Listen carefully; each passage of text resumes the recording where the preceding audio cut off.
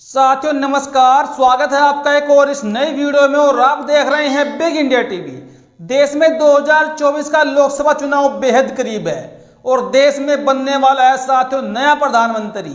साथियों ऐसे में आज हम बात करेंगे उत्तर प्रदेश के नगीना लोकसभा सीट को लेकर। साथियों नगीना लोकसभा सीट पर बहुत बड़ा खेला हो गया है और मैं आपको सीधी सी भाषा में समझाऊं तो साथियों लगभग ये तय हो गया है कि बसपा सुप्रीमो बहन कुमारी मायावती जी बैकडोर से चंद्रशेखर रावण को नगीना की लोकसभा सीट पर सपोर्ट कर रही है। यानी कि बसपा सुप्रीमो चाहती हैं, जो खबरें लगातार आ रही हैं मीडिया से उनके आधार पर अगर बात की जाए तो सब ऐसा ही लगता है कि जैसे कि बहन कुमारी मायावती चाहती हैं कि इस बार चंद्रशेखर रावण संसद में पहुंचे, नगीना की लोकसभा सीट को फतेह करे। और साथियों हम आपको ये क्यों कह रहे हैं, क्योंकि हमारे पास साथियों इसके ऐसे सबूत हैं जिनके बेस पर हम आपके सामने ये बातें रख सकते हैं। साथियों बात करते हैं चंद्रशेखर रावण की, थोड़ी सी ही बात करेंगे। आप जानते हैं पिछले 1 साल से 6 महीने से लगातार भीम आर्मी प्रमुख चंद्रशेखर रावण नगीना की लोकसभा सीट पर रात दिन जी तोड़ मेहनत कर रहे हैं और इनकी पूरी कोशिश है कि इस बार संसद में पहुंच जाए। हालांकि साथियों अभी तक इंडिया वाले गठबंधन में जुड़ने का नाम शामिल हो रहा था कि इंडिया वाले गठबंधन के जो घटक दल हैं, खासकर कांग्रेस और समाजवादी पार्टी, ये लोग चंद्रशेखर रावण के लिए एक सीट छोड़ देंगे, नगीना की लोकसभा सीट, और यहां से न तो कांग्रेस प्रत्याशी उतारेगी न यहां पर समाजवादी पार्टी प्रत्याशी उतारेगी, यहां पर चंद्रशेखर रावण का समर्थन करेंगे। लेकिन साथियों ऐसा कुछ नहीं हुआ। चंद्रशेखर रावण के अरमानों पे 2 बार समाजवादी पार्टी प्रमुख ने पानी फेर दिया और चंद्रशेखर रावण के सामने ही नगीना की लोकसभा सीट पर समाजवादी पार्टी ने भी साथियों प्रत्याशी उतार दिया। साथियों अगर समाजवादी पार्टी की तरफ से बात करूं तो एक मनोज कुमार नाम के व्यक्ति जिनको चंद्रशेखर रावण के सामने उन्होंने प्रत्याशी बनाया है, जबकि साथियों वहां की जनता इस बार साफ साफ कह रही है कि इस बार हम अपना यहाँ का सांसद बदल देंगे, क्योंकि पिछले लगातार 3 योजनाओं से जो नगीना की जनता है वो क्या काम करती है, वो हर साल नया सांसद बनाते हैं, नई पार्टी का बनाते हैं। अगर साथियों बात करूं 2009 की मैं, तो 2009 में नगीना की लोकसभा सीट से मुलायम सिंह यादव समाजवादी पार्टी के प्रत्याशी चुने गए थे सांसद।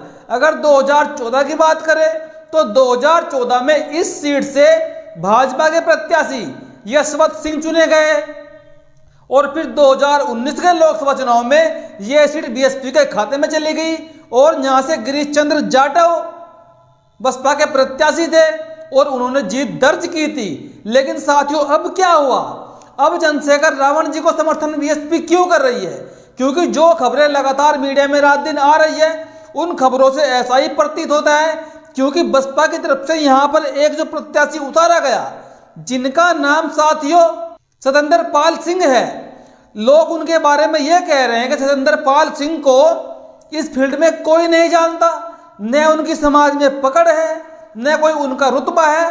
हालांकि वो एक पेशे से वकील है और वो 2 बार विधानसभा का चुनाव लड़ चुके हैं, लेकिन एक बार भी साथियों उनको सफलता नहीं मिली।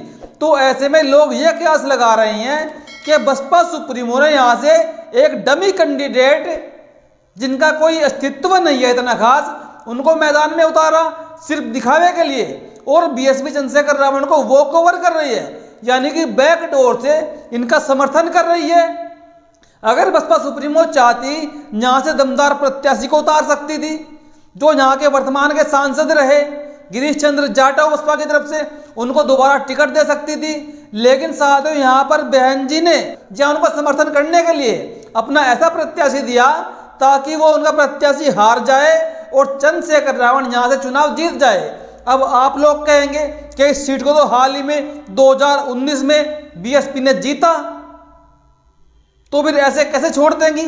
तो साथियों इसीलिए तो आप लोग कहेंगे अगर बसपा को समर्थन करना ही था तो फिर यहां से बहन जी प्रत्याशी क्यों दे रही है, क्योंकि साथियों इसका भी एक कारण है। अगर बसपा सुप्रीमो यहां से प्रत्याशी नहीं उतारती तो बीएसपी के ऊपर बहुत सारे सवालात खड़े होते, बहन जी किस किस को जवाब देती और इसलिए उन सवालों से बचने के लिए बसपा सुप्रीमो ने ऐसे प्रत्याशी को उतार दिया जिसकी समाज में कोई पकड़ नहीं है, कोई इतनी खास उनकी ख्याति नहीं है। और इस बार अगर आप जाके नगीना का सर्वे करोगे तो नगीना का बच्चा बच्चा, चाहे दलित समाज का हो चाहे मुस्लिम समाज का हो, वो चंद्रशेखर रावण की बारी बता रहे हैं कि इस बार जहां से चंद्रशेखर रावण को एमपी बनाएंगे। और नगीना लोकसभा की जनता ने साथियों एक नया स्लोगन तैयार कर दिया। वहां की जनता कह रही है कि हमने सारी पार्टी देख ली, इस बार है केतली। यानी कि जो केतली है वो बीमारी प्रमुख की पार्टी जो आजाद समाज पार्टी है, उस पार्टी का चुनाव चिन्ह है। यानी कि इस बार वहां पर सबका रुझान, चाहे दलित हो चाहे पिछड़े हो, सबका रुझान साथियों केतली की तरफ है। क्योंकि चंद्रशेखर रावण वहां पर रात दिन जी तोड़ मेहनत कर रहे हैं और चंद्रशेखर रावण वहां पर लोगों का दिल भी जीत रहे हैं। तो साथियों ऐसे में अगर भाजपा की तरफ से बात की जाए तो भाजपा की तरफ से इस सीट पर ओम कुमार को उतारा गया।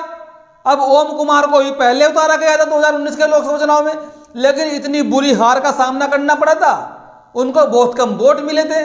अगर साथियों मैं इस सीट पर आपको सीटों का समीकरण भी समझाऊं तो साथियों इस सीट पर लगभग 50% मुस्लिम मतदाता है। साथियों 50% मुस्लिम मतदाता इस सीट पर। अगर बात करूं एससी वोटर की, दलित वोटर की, तो साथियों नगीना की लोकसभा सीट पर लगभग 21% दलित वोटर है। 21%। अगर मुस्लिम और दलित मिल जाए और ये दोनों एक जगह चले जाए तो वो प्रत्याशी को जीतने से कोई नहीं रोक सकता।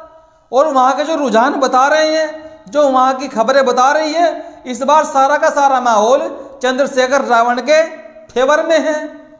अगर वहाँ पर बात करूँ ओबीसी समाज की तो ओबीसी समाज का वोट परसेंटेज लगभग साथियों उस सीट पर 20% है और मात्र 10% ही नगीना की लोकसभा सीट पर लगभग सवर्ण समाज के वोटर हैं। तो साथियों ऐसे में भाजपा का जीतना तो वहां से नामुमकिन है। समाजवादी पार्टी से दलित समाज अलग हट चुका है, क्योंकि दलित समाज ने आरोप लगा दिया कि समाजवादी पार्टी प्रमुख पूर्ण रूप से दलित विरोधी हैं। जो समाजवादी पार्टी प्रमुख पीडीए का नारा लेकर चल रहे थे तो लोग तो उसको डी हटाकर पीए का नारा बता रहे हैं कि पिछड़ा और अगड़ा। लोग तो यह कह रहे हैं, उसमें कहीं अल्पसंख्यक भी नहीं दिखा।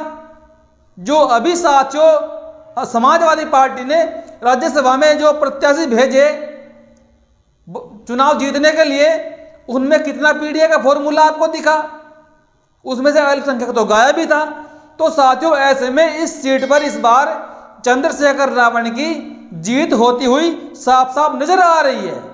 और जो यहां पर वर्तमान में सांसद रहे गिरीश चंद्र जाटव, उनको बसपा सुप्रीमो ने बुलंदशहर की लोकसभा सीट पर ट्रांसफर कर दिया। उनको इस बार बुलंदशहर की लोकसभा सीट से टिकट दिया गया है, क्योंकि नगीना की लोकसभा सीट जो है वो आरक्षित कोटे में आती है। उत्तर प्रदेश में मात्र 17 सीटें रिजर्व कोटे में हैं, जो एससी के लिए आरक्षित है, और उनमें से एक नगीना है। और इसलिए शायद इस सीट पर सबसे बड़ी दावेदारी चंद्रशेखर रावण वर्तमान में कर रहे हैं। और जो भीम आर्मी का युवा समाजवादी पार्टी की बात कर रहा था, पूरे उत्तर प्रदेश में समर्थन करने की बात कर रहा था, तो इस बार वो दलित समाज समाजवादी पार्टी से हट चुका है। अब साथियों मैं आपको थोड़े से आंकड़े समझाऊंगा इस सीट पर आखिरकार क्या क्या आंकड़े हैं, थोड़ा सुनिएगा गौर से। वही मैंने आपको बताया, नगीना की लोकसभा सीट वैसे तो अनुसूचित जाति के लिए आरक्षित है, लेकिन यहाँ सबसे ज़्यादा आबादी मुस्लिमों की है। इस सीट पर 21% एससी वोटर है। नगीना लोकसभा के अंतर्गत आने वाली विधानसभा की बात करें तो यहाँ मुस्लिम वोटरों की आबादी करीब 50% से अधिक है। पिछले चुनाव में आंकड़ों पर गौर करें तो यहाँ करीब 14,93,411 मतदाता है। इनमें 7,95,554 पुरुष है और 6,97,857 महिला वोटर है। इनमें 7,95,554 तो पुरुष वोटर हैं और 6,97,857 महिला वोटर है। नगीना लोकसभा में जो सीटें आती हैं विधानसभा की, नगीना लोकसभा के अंतर्गत करीब 5 विधानसभा की सीटें हैं।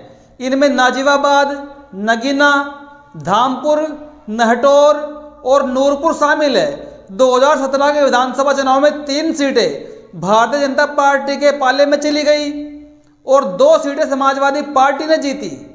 नूरपुर विधानसभा सीट पर 2018 में उपचुनाव हुआ, उस दौरान यह सीट सपा के पाले में चली गई। 2022 में फिर विधानसभा चुनाव हुआ। नाजिबाबाद विधानसभा सीट की बात करें तो इस सीट से वर्तमान में सपा के तस्लीम अहमद विधायक है। इन्होंने भाजपा के कुंवर भारतेंदु सिंह को हराया था। नगीना विधानसभा सीट से वर्तमान विधायक मनोज कुमार पारस है, जिन्होंने सपा से चुनाव लड़ा। मनोज ने भाजपा के डॉक्टर यशवंत को चुनाव हराया था। धामपुर विधानसभा क्षेत्र की बात करें तो यह सीट भाजपा के कब्जे में है। साथियों, नगीना का क्षेत्र एक बहुत चर्चित क्षेत्र है। इसके बारे में जो इतिहास लिखा गया है, लगभग साथियों आज से 100 साल पहले का जो इतिहास है मैं आपको बताता हूँ। जो इस नगीना की लोकसभा सीट को जो क्षेत्र है, इसको एक तरीके से नगीना का जलियांवाला बाग हत्याकांड भी कहा जा सकता है। सुनिए, 2009 में नगीना लोकसभा सीट पहली बार अस्तित्व में आई, यानी कि 2009 से पहले यहाँ कोई नगीना की लोकसभा सीट अलग से नहीं थी। नगीना बिजनौर की एक तहसील है। कभी यह सीट बिजनौर लोकसभा सीट का हिस्सा हुआ करती थी, लेकिन 2008 में परिसीमन आयोग की सिफारिश पर इसे बिजनौर से अलग करके अलग लोकसभा क्षेत्र बनाया गया। नगीना का शाब्दिक अर्थ है रत्न या रत्न जड़ित आभूषण। इसे सैयद शासकों ने मुगलों से जागीर के रूप में पाया था। बाद में यह क्षेत्र 1857 के विद्रोह में मशहूर हुआ, जब नाजिबाबाद के नवाब और ब्रिटिश सेना के बीच बिजनौर में युद्ध हुआ था। इतिहास के पन्ने पलटकर देखें तो यहाँ 1919 में जलियांवाला बाग की तरह एक घटना हुई थी। यहाँ स्थित पाईबाग में ब्रिटिश सेना ने निहत्थे लोगों पर गोलियां बरसाकर उनकी हत्या कर दी थी। इस दौरान करीब 150 लोगों की मौत भी हुई थी, तभी से इसे नगीना का जलियांवाला बाग कहा जाता है। तो साथियों, कुल मिलाकर आपको ये खबर कैसी लगी?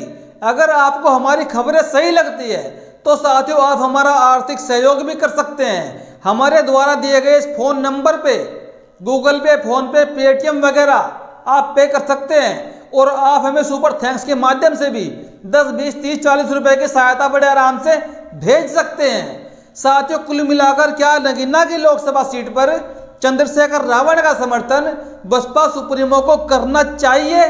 और उसके बदले में अगर चंद्रशेखर रावण बहन कुमारी मायावती जी को प्रधानमंत्री बनने में सहायता करे, क्या उनको भी ऐसा करना चाहिए? अपनी प्रतिक्रिया कमेंट बॉक्स में जरूर दीजिएगा। वीडियो